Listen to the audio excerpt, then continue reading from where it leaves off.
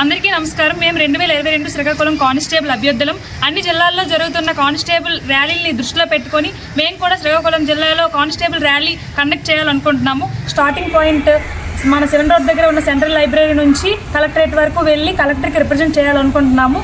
So అందరు constable అభ్యర్థులు కూడా ఇది దృష్టిలో పెట్టుకొని రేపు అనగా సోమవారం 23 సెప్టెంబర్ 2024 అందరూ హాజరవ్వాలని కోరుకుంటున్నాము. దయచేసి అందరూ దగ్గరలో ఉన్న అందరూ సహకరించండి. ఆస్తో అడగట్లేదు, అలిసిపోయి అడుగుతున్నాం.